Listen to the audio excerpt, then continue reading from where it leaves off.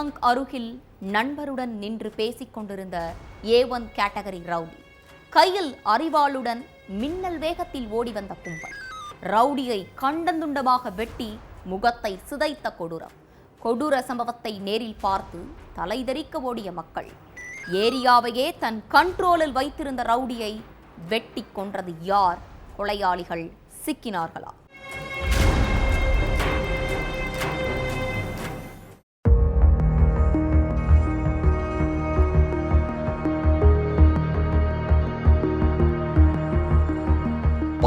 தேதி சாயங்காலம் அடையாறுல உள்ள பெட்ரோல் பங்க் பக்கத்துல தன்னோட ஃப்ரெண்டு கூட நின்னுக்கிட்டு பேசிட்டு இருந்தாரு A1 கேட்டகரி ரவுடி குணா.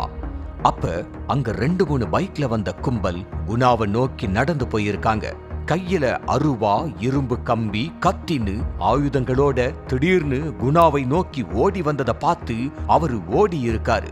விடாம துரத்திட்டு போன அந்த கும்பல் குணாவை சுத்து போட்டு கழுத்து, கை, முகம், தலைன்னு வெறித்தனமா வெட்டி ரத்த வெள்ளத்துல போட்டுட்டு எஸ்கேப் ஆகியிருக்காங்க.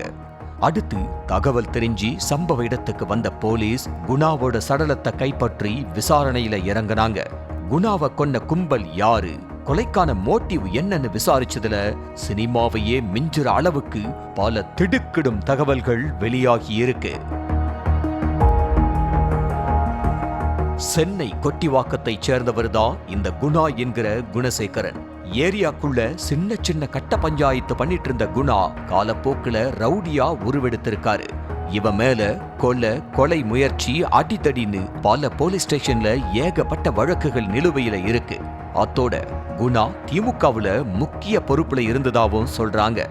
ஏரியாவுக்குள்ள குணாவுக்கு மட்டுமில்ல, அந்த கேங்க சேர்ந்தவன்னு சொன்னாலே அங்க உள்ளவங்கெல்லாம் நடுங்குவாங்களாம். குணா எப்போதுமே ஒரு கேங்கோட தான் சுத்துவாராம்.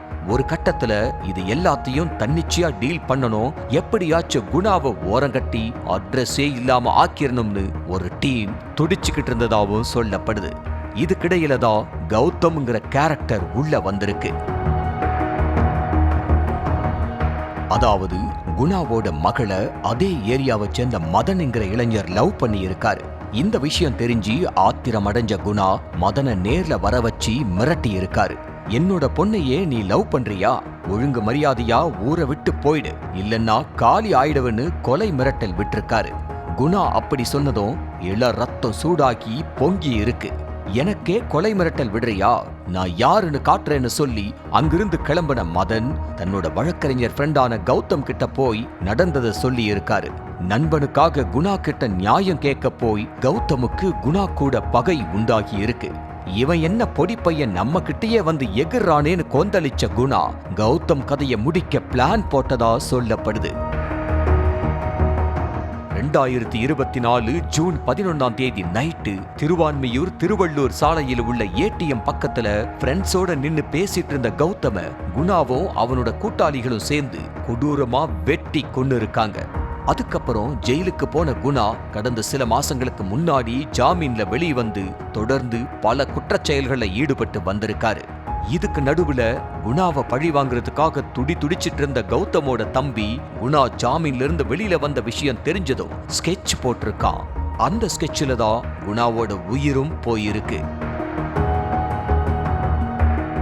சம்பவத்தன்னைக்கு அடையாறுல பெட்ரோல் பங்க் கிட்ட தன்னோட ஃப்ரெண்டு கிட்ட நின்னு பேசிட்டு இருந்திருக்காரு குணா.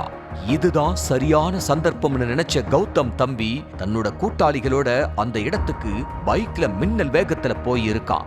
கையில கத்தி, அரிவாளோட மின்னல் வேகத்துல ஓடி வந்தவங்களை பார்த்து ரோட்ல போயிட்டு இருந்தவங்க எல்லாரும் நாலா பக்கமும் செதறி ஓடி இருக்காங்க.